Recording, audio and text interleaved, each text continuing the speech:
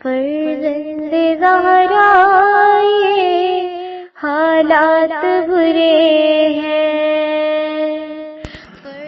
کاشانہ بصیرت ایک ایسا مکمل یوٹیوب چینل جس پر محروم بصارت کے لیے بالخصوص اور تمام افراد کے لیے بالعموم سینکڑوں کی تعداد میں اسلامی کتب دستیاب ہیں۔ لہذا گزارش ہے کہ آپ اپنی ذمہ داری نبھاتے ہوئے کاشانہ بصیرت کو سبسکرائب کرنے کے ساتھ ساتھ بیل آئیکن کو پریس کیجئے تاکہ آپ علم کے حصول کے ساتھ ساتھ مذہب اہل بیت کی اشاعت میں بھی اہم کردار ادا کرتے رہیں۔ کاشانہ بصیرت۔ فرزند زہرا یہ حالات برے ہیں۔ السلام علیکم ورحمۃ اللہ وبرکاتہ۔ سامعین، آپ سماعت فرما رہے ہیں در محضر حضرت آیت اللہ عظمیٰ محمد تقی بہجت کے دروس اور تقاریر پر مبنی کتاب، جس کو تحریر کیا ہے محمد حسین رخشاد نے۔ کتاب کا ترجمہ سید مجیب الحسن نقوی صاحب نے کیا ہے۔ آج ہم آپ کے سامنے اس کی 25ویں ریکارڈنگ کر رہے ہیں، صفحہ نمبر 382۔ عنوان ہے شرط صحت عمل۔ سوال: کیا ولایت اہل بیت علیہ السلام کو تسلیم کرنا قبولی اعمال کی شرط ہے یا صرف شرط صحت عمل ہے؟ جواب: ولایت عمل کے دوران یا اس کے بعد سوائے زکوٰۃ کے شرط صحت عمل ہے۔ ہر ایسے شخص کے لیے نجات ہے جو اہل بیت علیہ السلام کو ہر جگہ پر مورد تخاطب اور حاضر قرار دیتا ہو۔ اہل بیت علیہ السلام پروردگار عالم کے اذن سے یہ قدرت اور اختیار رکھتے ہیں۔ صفحہ نمبر 383۔ عنوان ہے محبت اہل بیت علیہ السلام۔ سوال: اصول کافی میں ایسی روایات ہیں جن کا مفہوم یہ ہے کہ محبت اہل بیت علیہ السلام بغیر عمل و بندگی کے مفید نہیں ہے۔ خداوند متعال کی کسی سے رشتہ داری نہیں ہے۔ قرب اور بدھ، ثواب اور عقاب میں میزان پروردگار عالم کی اطاعت کرنا یا اس کی معصیت کرنا ہے۔ ان روایات کی وضاحت فرما دیں۔ یہ روایت جو ہے اصول کافی جلد نمبر 2 صفحہ نمبر 74، جلد نمبر 8 صفحہ نمبر 11، جلد نمبر 2 صفحہ نمبر 300، وسائل شیعہ جلد نمبر 1 صفحہ نمبر 93، بہار الانوار جلد نمبر 2 صفحہ نمبر 29، امالیہ توسی صفحہ نمبر 370 پر موجود ہے۔ اس کا جواب یہ ہے کہ دوسرے قرائن اور دلائل کے بغیر ایک روایت کو دیکھنا ایسے ہی ہے کہ آپ اکیلے ہی قاضی کے پاس چلے جائیں۔ محبت اور ولایت اہل بیت علیہ السلام رکھنا خود ایک عمل ہے، اور یہ عمل واجب ہے، بلکہ اطاعتوں میں اعظم اطاعت ہے اور واجبات میں عرفہ واجب ہے۔ یہاں تک فرمایا گیا ہے کہ جس طرح ولایت کے بارے میں پوچھا جائے گا ایسا کسی چیز کے بارے میں نہ پوچھا جائے گا۔ اور یہ روایت بھی اصول کافی جلد نمبر 2 صفحہ نمبر 18 اور وسائل شیعہ جلد نمبر 1 صفحہ نمبر 17، بہار الانوار جلد نمبر 65 صفحہ نمبر 329، صفحہ نمبر 332 پر ہے۔ نماز، روزہ، زکوٰۃ، حج بھی واجبات ہیں، لیکن ان کے ساتھ ساتھ جس قدر محبت اہل بیت علیہ السلام زیادہ ہوگی، اعمال کے اثرات اور نتائج اسی قدر زیادہ ہوں گے۔ اس لیے کہ قرآن مجید میں ہے، سورہ شورى کی آیت نمبر 23 میں، سوائے قربہ کی مودت کے، الا مودت فی القربہ۔ اگر مودت اہل بیت علیہ السلام کے علاوہ کوئی دوسری چیز لوگوں کے لیے زیادہ فائدہ مند ہوتی تو وہ بیان کر دی جاتی، لیکن افسوس کی بات یہ ہے کہ ہم محبت کا دم تو بھرتے ہیں، لیکن ان کی راہ اور ان کے مکتب پر عمل پیرا نہیں ہے۔ ان کی طرح نماز نہیں پڑھتے، ان کی طرح حج ادا نہیں کرتے۔ صفحہ نمبر 384۔ عنوان ہے ملحق ہو گئے۔ سید جمال الدین گل پائیگانی سے نقل کیا گیا ہے کہ انہوں نے کہا، میں نے نماز وتر کے قنوت کے دوران مرحوم جناب ضیاء عراقی کو دیکھا۔ وہ کہہ رہے تھے کہ جناب الحاج شیخ محمد حسین اصفہانی ہم سے ملحق ہو گئے ہیں۔ یہ ٹھیک وہی رات تھی جس کے اگلے دن جناب الحاج شیخ محمد حسین اصفہانی کا انتقال ہو گیا، جبکہ جناب ضیاء عراقی بھی ان سے ایک ہفتے ہی پہلے دنیا سے گئے تھے؟ سوال: انہوں نے یہ سب کچھ خواب کے عالم میں دیکھا تھا یا بیداری کے عالم میں؟ جواب: نماز وتر پڑھنے کے بعد انہوں نے نماز صبح اور اس کے نوافل تجدید وضو کے بغیر پڑھے تھے، لہٰذا انہوں نے یہ سب کچھ عالم بیداری میں دیکھا تھا۔ صفحہ نمبر 385 عنوان ہے بعالم بعور۔ شیطان نے ہمارے ماں باپ حضرت آدم علیہ السلام اور حضرت حوا علیہ السلام کے سامنے قسم کھائی تھی۔ سورہ اعراف کی آیت نمبر 21 میں ارشاد ہے، اور دونوں سے قسم کھائی کہ میں تمہیں نصیحت کرنے والوں میں سے ہوں۔ کیا اسے ہم اولاد سے کوئی واسطہ نہیں؟ کیا وہ ہمارے ساتھ جھوٹ نہیں بولتا، ہمیں اغوا کرنے کی کوشش نہیں کرے گا؟ کیا شیطان کے وسوسے سے صرف بعالم بعور کے لیے ہیں کہ سورہ اعراف کی آیت نمبر 176، لیکن وہ خود زمین کی طرف جھک گیا اور اس نے خواہشات کی پیروی اختیار کر لی۔ کہیں ایسا تو نہیں کہ جو برائی بعالم بعور کے اندر بافعل موجود تھی ہمارے اندر بالقوہ موجود ہے، یعنی ہم بھی اندر سے بعالم بعور ہی ہیں۔ اس بات کا جائزہ لیں اور خود کو جہنم کی آگ سے بچائیں۔ صفحہ نمبر 385 عنوان ہے ملائکہ کا سوال۔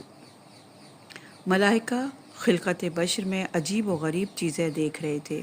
وہ دیکھ رہے تھے کہ مٹی اور پانی سے ایک بھاری اور گہرے رنگ کا وجود خلق کیا گیا ہے۔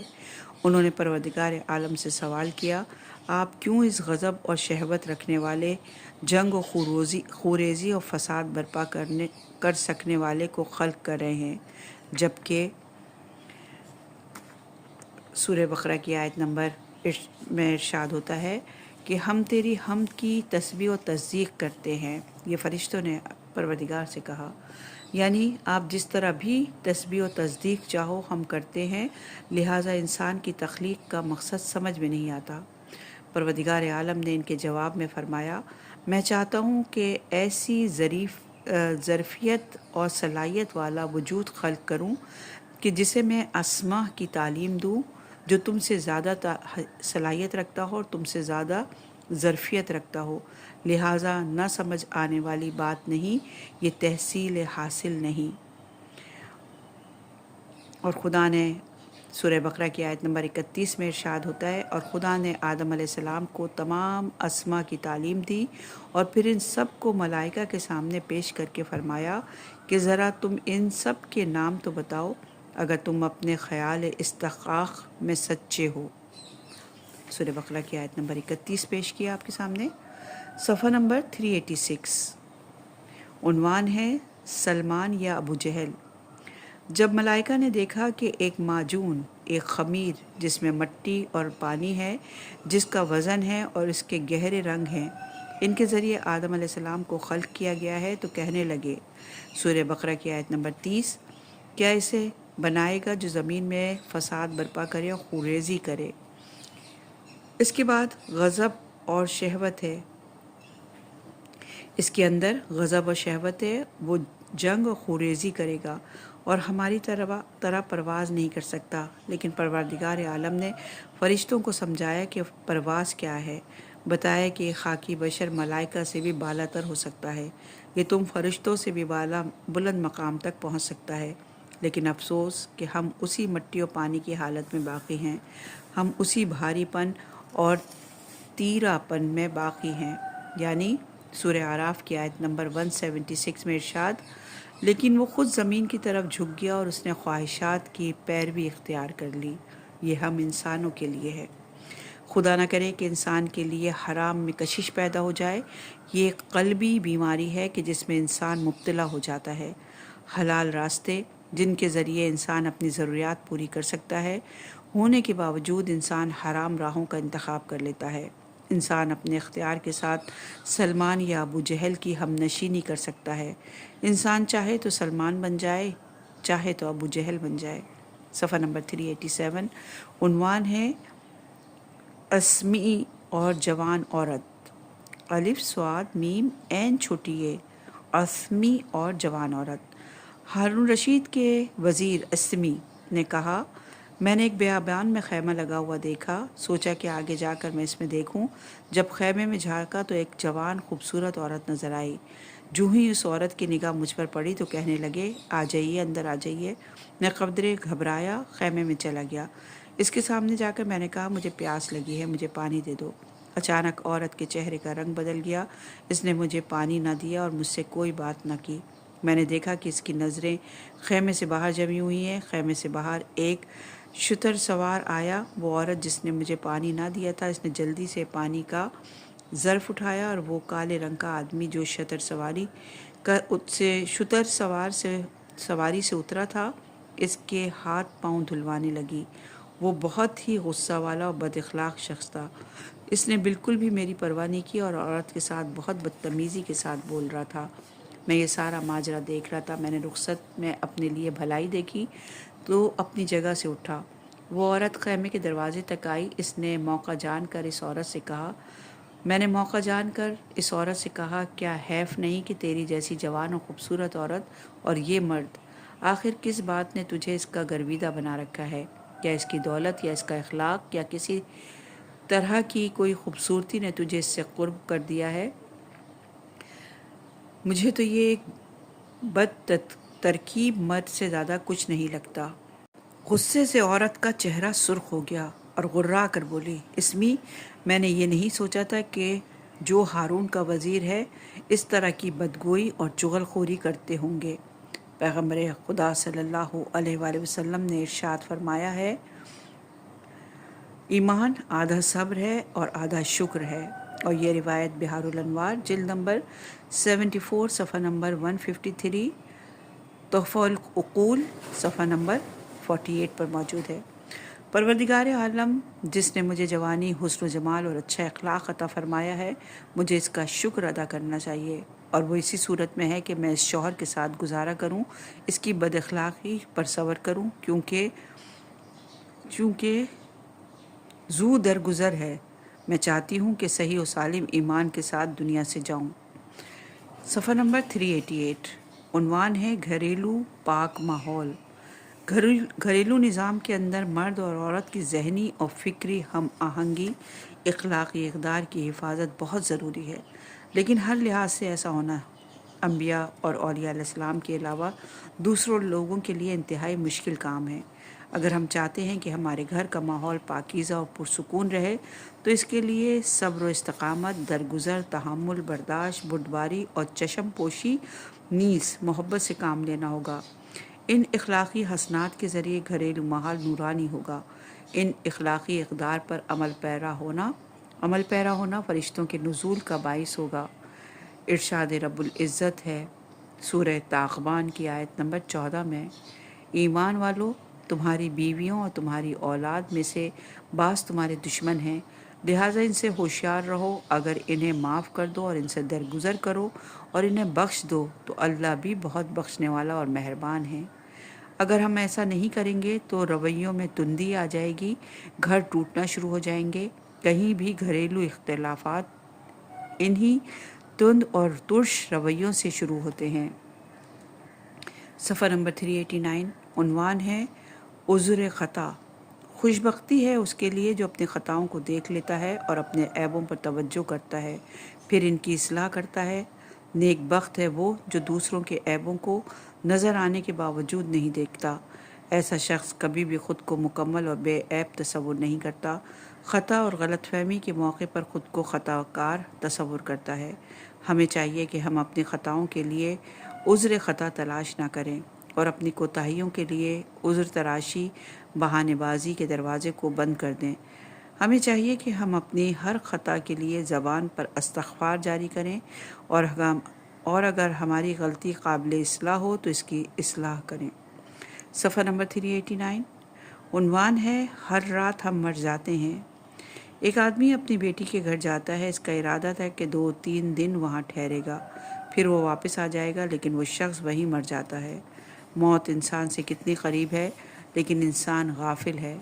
ہم جب بھی موت کا ذکر کرتے ہیں اسے اپنے آپ سے 120 سال دور کھڑا ہوا پاتے ہیں، اسے دور دیکھ کر اس کا ذکر کرتے ہیں، جبکہ خدا سبحانہ وتعالیٰ کا ارشاد ہے سورہ زمر کی آیت نمبر 42 میں، اللہ ہی ہے جو روحوں کو موت کے وقت اپنی طرف بلاتا ہے، اور جو نہیں مرتے ہیں ان کی روحوں کو بھی نیند کے وقت طلب کر لیتا ہے، پھر جس کی موت کا فیصلہ کر لیتا ہے اس کی روح کو روک لیتا ہے اور دوسری روحوں کو ایک مقررہ مدت کے لیے آزاد کر دیتا ہے۔ اسی بنا پر ہم ہر رات مر جاتے ہیں۔ ہر رات مرنے والا جب موت کا ذکر کرتا ہے تو موت کو اپنے سے کوسوں دور دیکھتا ہے، جبکہ اس بات سے غافل ہے کہ ابھی جب سوئے گا تو اس کی موت واقع ہو جائے گی۔ صفحہ نمبر 390، عنوان ہے آدھا پون گھنٹے کے بعد۔ ایک کاتب کہتے ہیں کہ وہ کچھ لوگوں کے درمیان بیٹھا تھا، اچانک کہتا ہے کہ آدھ پون گھنٹے بعد میں مر جاؤں گا۔ لوگوں نے کہا یہ کیا بات ہے، تم تو بالکل صحیح، سالم، صحت مند اور تندرست ہمارے سامنے بیٹھے ہو۔ کاتب نے کہا اب ان باتوں کا وقت نہیں، مجھے جانا ہے، میں آدھ پون گھنٹے بعد مر جاؤں گا۔ بتانے والے بتاتے ہیں کہ ایسا ہی ہوا۔ آدھے گھنٹے بعد اس نے ایک جمائی لی اور پھر لیٹ گیا۔ اس کے بعد وہ نہیں اٹھا، اس کا جنازہ ہی اٹھایا گیا۔ میں نے اپنے مشائخ میں سے 2-3 افراد کے بارے میں سنا ہے کہ انہوں نے بھی اپنی موت کے وقت اور دن کی خبر پہلے ہی دے رکھی تھی۔ ایک نے کہا کل صبح یا کل کسی وقت میں ان کے مرنے کی خبر میں آ جائے گی، اور پھر ایسا ہی ہوا، وہ رات میں فوت ہو گئے اور اگلے دن صبح ان کے مرنے کی خبر عام ہو گئی۔ چند ایک لوگ کہتے ہیں کہ اب چلنے کا وقت ہے، اور پھر ایک ہفتے کے اندر وہ سب مر گئے۔ صفحہ نمبر 391، عنوان ہے نقش قدم۔ ایسے بزرگان تھے کہ اگر ان سے آپ ملتے تو تصور کر لیتے کہ علمی دنیا میں، علمی گہرائی میں بس یہی ایک شخصیت سب سے آگے ہیں، لیکن بسا اوقات اضطراری کیفیت میں کچھ اہل علم لوگ شاہی دربار کی طرف چلے جاتے ہیں اور درباری ہو جاتے ہیں، پھر ان کے اور ہم اپنے درمیان کسی قسم کا فاصلہ تصور نہیں کرتے۔ ہم یہ نہیں کہتے کہ معصوم بن جاؤ، یہ ہماری یہ خواہش نہیں کہ آپ کے منصب معصومین علیہ السلام ہو، آپ کا منصب معصومین علیہ السلام ہونا چاہیے، یا آپ نبوت اور امامت کا دعویٰ رکھتے ہوں۔ ایسا نہ ہو سکتا ہے اور نہ ہی ہمارا ایسا کوئی مطالبہ ہے، بلکہ ہم تو یہ کہتے ہیں کہ ائمہ معصومین علیہ السلام کے نقش قدم پر چلیں، دوسروں کے نوکر بننے اور دوسروں کی نوکری کرنے کے بجائے اہل بیت علیہ السلام کے غلام بن جائیں۔ ہمیں اہل علم اور باتقویٰ علماء سے رابطہ رکھنا چاہیے۔ اہل علم حضرات کو بھی چاہیے کہ ہمیشہ آگاہ رہیں، مفید اور حیات بخش مطالب لوگوں تک پہنچائیں۔ صفحہ نمبر 391، عنوان ہے سلمان منا۔ سلمان فارسی پہل مسلمان بھی نہ تھے۔ حضرت سلمان فارسی کے جتنے بھی درجات اور مقامات ہیں وہ مسلمان ہونے کے بعد ہیں۔ انہوں نے اہل بیت علیہ السلام کے نزدیک قریش اور تمام صحابہ پر فوقیت حاصل کر لی۔ صرف ایسے افراد سے بالاتر نہ تھے جو عصمت و طہارت کے گھرانے سے تعلق رکھتے تھے۔ ایک آدمی کہتا ہے کہ میں نے خواب میں دیکھا جناب سلمان فارسی نے کالے رنگ کا عمامہ پہن رکھا ہے۔ میں نے پوچھا آپ تو سید نہیں ہیں، پھر یہ کالا عمامہ کیوں پہن رکھا ہے؟ یہ عمامہ تو سید ہونے کی علامت بن چکا ہے، کیا وجہ ہے کہ آپ نے کالا عمامہ پہنا ہوا ہے؟ کہنے لگے کیا تم نے نہیں سنا، رسول اکرم صلی اللہ علیہ وآلہ وسلم نے ارشاد فرمایا ہے سلمان منا اہل بیت، سلمان ہم اہل بیت میں سے ہے۔ اور یہ روایت بہت ساری جگہ موجود ہے۔ بحار الانوار کی جلد نمبر 10 صفحہ نمبر 121، جلد نمبر 11 صفحہ نمبر 148 اور 313 پر بھی موجود ہے، اور صفحہ نمبر جلد نمبر 17 صفحہ نمبر 170 پر بھی موجود ہے، جلد نمبر 18 صفحہ نمبر 19، جلد نمبر 20 صفحہ نمبر 188 اور مختلف اور جلدوں میں بھی موجود ہے۔ اسی طرح آخر الزماں کے متعلق ایک مفصل روایت بھی جناب سلمان فارسی سے نقل ہوئی ہے جو روائی کتابوں میں درج ہے، اور یہ روایت بحار الانوار کی جلد نمبر 6 صفحہ نمبر 305، تفسیر قمی جلد نمبر 2 صفحہ نمبر 303 اور 308 پر موجود ہے۔ صفحہ نمبر 392 ہے، عنوان ہے انجیل اور بدعت۔ تحریف شدہ انجیل میں ہے کہ حضرت عیسیٰ علیہ السلام نے فرمایا کلیسا میں سجدہ کرنا بدعت ہے۔ اگر شیطان کسی کو لگام ڈالنا چاہے کیا اس سے بہتر کوئی بات ہو سکتی ہے؟ یعنی عبادت میں سب سے اہم رکن سجدے کو بدعت اور حرام قرار دے دیا جائے، اس کے ذریعے یہ کوشش کی جائے کہ عبادت کے بہترین رکن اور مظہر عبادت کو انجام دینے سے روک دیا جائے۔ احتمال ہے کہ حدیث قدسی میں خداوند سبحانہ و تعالیٰ نے حضرت موسیٰ علیہ السلام کو حکم دیا کہ اپنی پیشانی کو خاک پر رکھو، یعنی دوسروں سے کٹ کر صرف مجھے اپنی نگاہ میں رکھو اور صرف میری طرف متوجہ رہو، جس کے لیے ضروری ہے کہ اپنی پیشانی کو خاک پر رکھو۔ یہ روایت اصول کافی جلد نمبر 8 صفحہ نمبر 42، بہار الانوار جلد نمبر 74 صفحہ نمبر 34 پر موجود ہے، اور عدت الدائی میں بھی ہے، عالم الدین میں بھی ہے، مجموعہ ورام کی جلد نمبر 2 صفحہ نمبر 42 پہ بھی ہے۔ کیا ایسا ہو سکتا ہے کہ ایک چیز کا حکم جناب موسیٰ علیہ السلام کو دیا گیا ہو اور وہی حکم جناب عیسیٰ علیہ السلام کے لیے بدعت قرار پائے؟ لہٰذا ہمیں اس روایت پر شک کرنا چاہیے جو ہم تک پہنچی ہے۔ صفحہ نمبر 393، عنوان ہے اصل چہرہ۔ کافروں نے ہمیں انبیاء علیہ السلام اور علماء سے ڈرایا ہے تاکہ کہیں ایسا نہ ہو جائے کہ ہماری دنیا برباد ہو جائے۔ کافر اس بات سے غافل ہیں کہ انبیاء علیہ السلام اور علماء ہر حوالے سے استاد کا درجہ رکھتے ہیں اور آگاہ اور دانا ہیں۔ حقیقت میں کافروں کا اصل چہرہ یہ ہے کہ وہ دنیاوی نعمتوں میں بھی رکاوٹ ہیں اور اخروی عذاب کا بھی باعث بنتے ہیں۔ ہم نے خود سے ہی کہہ دیا کہ یہ واجب نہیں، وہ حرام نہیں، پھر اسی بنیاد پر کسی کام کو چھوڑ دیا اور کسی کو کر لیا، اور یوں ہم ان بھیڑیوں کا شکار ہو گئے۔ ہم نے صرف واجب اور حرام ہی پر اکتفا نہیں کیا بلکہ ایسے ناجائز کاموں کو اپنے نامہ اعمال میں ثبت کروا لیا کہ اب ہم اولیاء خدا کے سامنے سفید رو نہیں ہو سکتے۔ کیا مسلمان کو جان بوجھ کر تکلیف پہنچانا، اس کی توہین کرنا گناہان کبیرہ میں سے نہیں؟ اہل ایمان کو ذلیل کرنا ان محرمات میں سے ہے کہ شاید جس کا ذکر گناہان کبیرہ میں نہیں ہے، لیکن اس کے عذاب کو خداوندہ ہی بہتر جانتا ہے۔ آپ جانتے ہیں کہ روایت میں قلب مومن کو کعبے سے تعبیر کیا گیا ہے، اور یہ روایت مستدرک الوسائل جلد نمبر 9 صفحہ نمبر 40، بہار الانوار جلد نمبر 7 صفحہ نمبر 323، خصال جلد نمبر 1 صفحہ نمبر 27، روضۃ الوائزین جلد نمبر 2 صفحہ نمبر 293 پر ہے۔ کیا ہو سکتا ہے کہ انسان قلب مومن کو توڑ دے اور اسے غم زدہ کر دے اور وہ خون روئے؟ کیا کوئی انسان کسی محفل میں کسی مومن کی بلا وجہ توہین کر سکتا ہے؟ کیا کوئی کسی مومن کی عزت اور اس کے مقام و مرتبے اور اس کے مال کو برباد کر سکتا ہے؟ اور اگر کوئی ایسا کرتا ہے تو کیا وہ گناہ کبیرہ نہیں کر رہا؟ البتہ بعض موارد میں کسی کی نصیحت کرنی پڑتی ہے، اس میں برائی نہیں، لیکن اگر کوئی شخص بلا وجہ ایسا کرے تو اس کے بارے میں ہم کیا کہیں گے؟ صفحہ نمبر 394، عنوان ہے فرار اللہ۔ کیا ہمیں ابھی بھی معلوم نہیں ہوا کہ ترک واجب، فعل حرام، الہی حرام اور حلال کا خیال نہ رکھنے اور خدائی احکامات کی پرواہ نہ کرنے کی وجہ سے ہم بھیڑیوں کے چنگل میں پھنس چکے ہیں؟ کیا ہمیں اب بھی نہیں سوچنا چاہیے کہ ہم اپنی نجات کے لیے کیا کریں؟ یقیناً راہ نجات فرار اللہ، پروردگار عالم کی طرف تیزی کے ساتھ بڑھنا ہے۔ سورہ زاریات کی آیت نمبر 50 میں ارشاد باری تعالیٰ ہے، لہٰذا اب خدا کی طرف دوڑ پڑو، اس کے اولیاء کی طرف بڑھنا ہی ہماری نجات ہے۔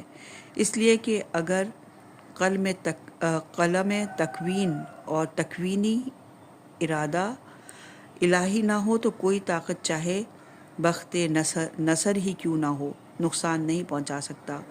حتیٰ کہ اگر انسان چاہے کہ محرمات کو انجام دے یا مقامات اور مناسب محرمہ پر قبضہ کر لے، یہ سب کچھ تکوینی اذن خدا کے بغیر ممکن نہیں۔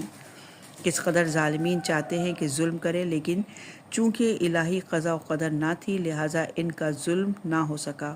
اب جب کہ ہم سب گرفتار ہیں، کیا اب بھی ہم ایک دوسرے کی فکر نہ کریں؟ ہمارے کام نیکی اور خوشبختی سے کتنے دور ہیں؟ کیا معلوم کہ ہماری ام یجیب کی دعائیں اور تسبیحات ہمارے اپنے مفادات کی خاطر ہوں یا یہ دعائیں توبہ کے ہمراہ نہیں ہونی چاہیے؟ کیا ان حالات میں ہمارے لیے کچھ فائدہ ہے؟ صفحہ نمبر 395، عنوان ہے رابطہ با امام علیہ السلام۔ اگر ہم یہ جان لیں کہ ہم ہر وقت دیکھنے والی خدا کی آنکھ ائمہ معصومین علیہ السلام کے بارے میں روایت میں ہے کہ وہ عین اللہ ناظرہ ہیں، اور یہ روایت بہار الانوار جلد نمبر 26 صفحہ نمبر 24، توحید صدوق صفحہ نمبر 167، معنی الاخبار صفحہ نمبر 16 کے میں ہے۔ معصومین کے بارے ہر دیکھنے والی آنکھ خدا کی آنکھ کے سامنے ہم وقت موجود ہیں، تو اپنے حالات کو مد نظر رکھتے ہوئے کیا ہم حضرت حجت علیہ السلام کی زیارت کے لیے اجازت مانگ سکتے ہیں، جبکہ ہم نے واضح طور پر حضرت حجت کی مخالفت کی ہے، نماز اور روزے کو چھوڑ دیا ہے، غیبت کرتے رہے ہیں، مومنین کو اذیت پہنچاتے رہے ہیں؟ کیا ہم چاہتے ہیں کہ امام علیہ السلام ہم سے کہیں ہم نے تمہارے لیے محرمات کو حلال کر دیا ہے اور واجبات کو تم سے اٹھا لیا ہے؟ کیا ہی اچھا ہوتا کہ بندگی خدا کے ذریعے سے ہمارا حضرت حجت علیہ السلام کے ساتھ اچھا رابطہ باقی رہتا۔ اگر دوسرے لوگ اس رابطے میں رکاوٹ بنے ہیں تو ہم بھی کسی سے پیچھے نہیں رہے، ہم بھی قصوروار ہیں۔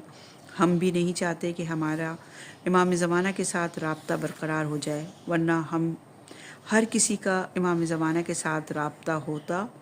کاش ایک دن آ جائے کہ جب ہم توبہ کے ذریعے امام زمانہ عجل اللہ تعالیٰ فرجہ شریف کے تابع فرمان ہو جائیں اور ہماری عاقبت بخیر ہو جائے۔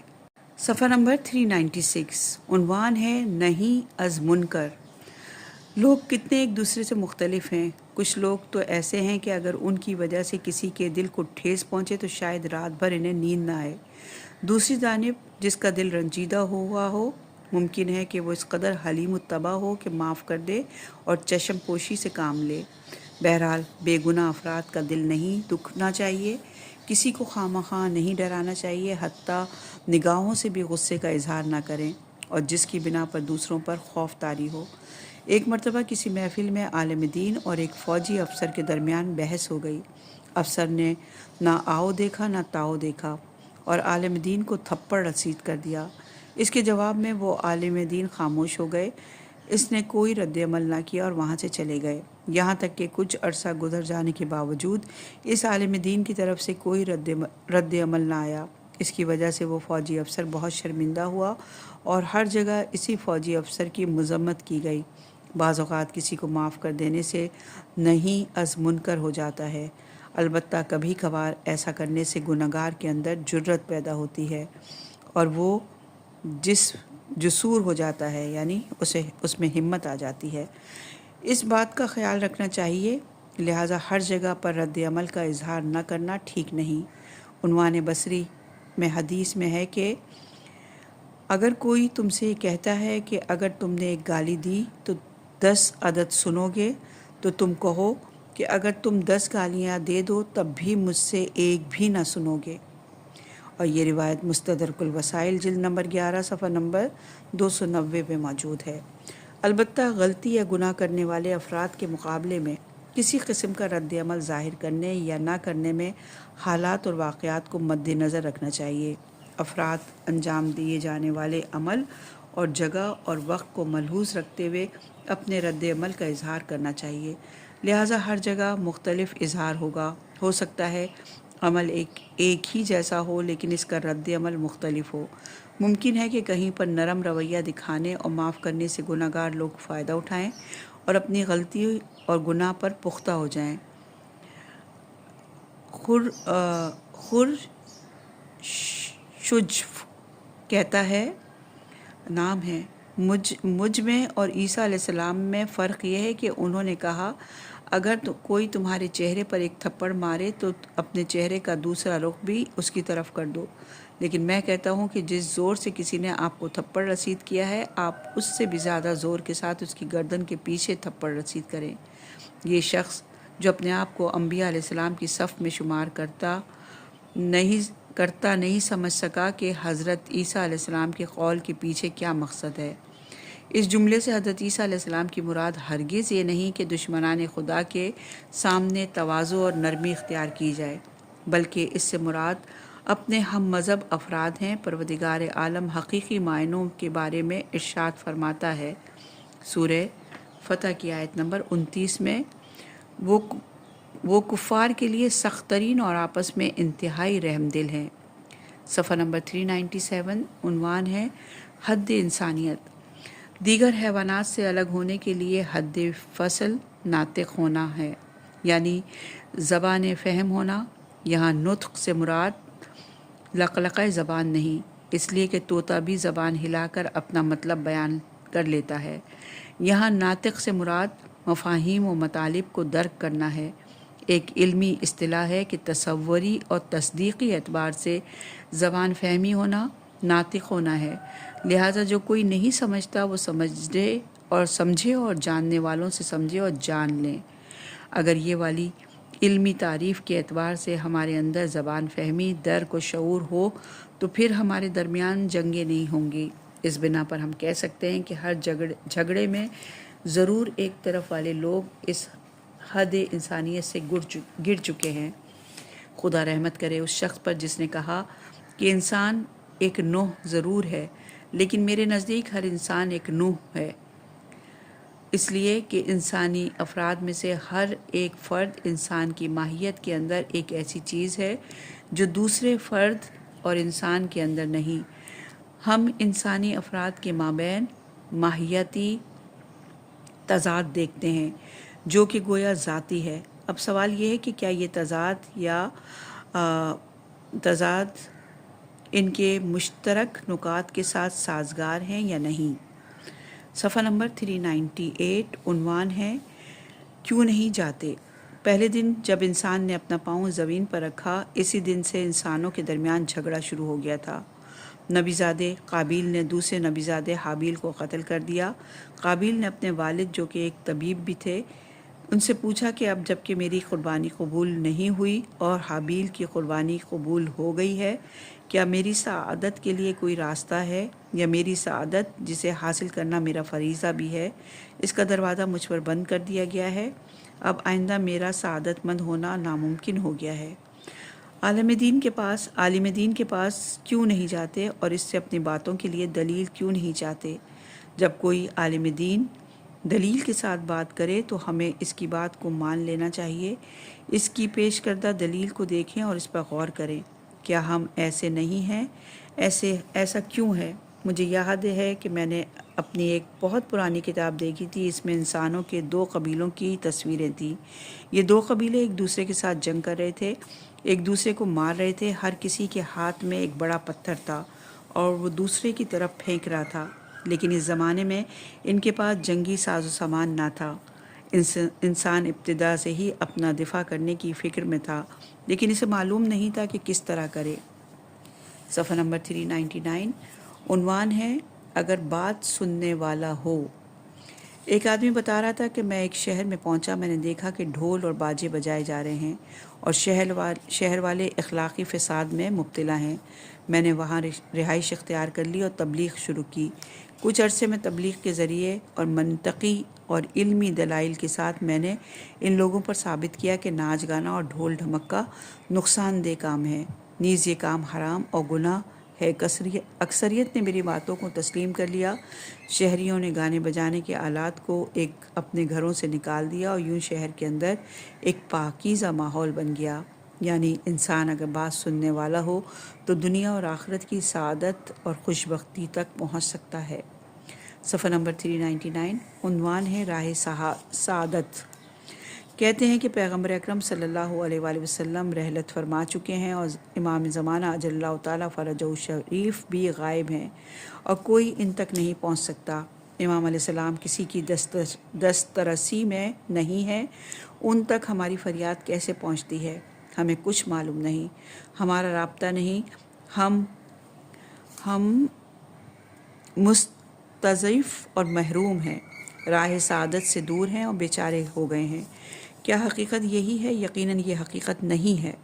عقلی اور شرعی اعتبار سے یہ بات ہم سب کے لیے ثابت ہے کہ کوئی بھی دین پسند عاقل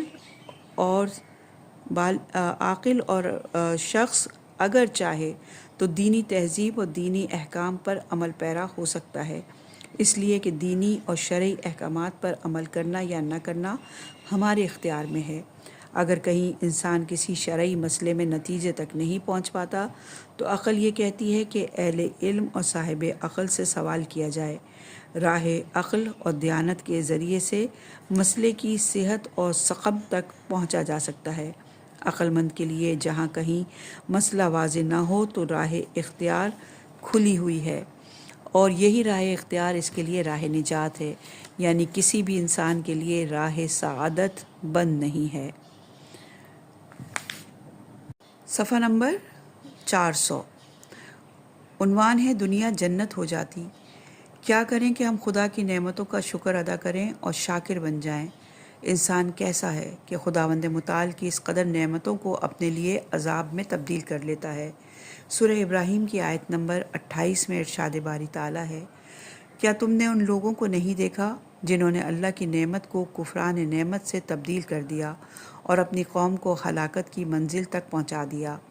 ہم انسانوں کی دنیا جنت ہو جاتی اگر ہم انسان غور کرنے والے ہوتے، بات مان لینے والے ہوتے، اگر ہم انسان اپنی فطری عقل کو ہی تسلیم کر لیتے، یہ جیسے ہر انسان کو پروردگار عالم نے عطا فرمایا ہے، تب بھی ہمارے مسائل حل ہو جاتے۔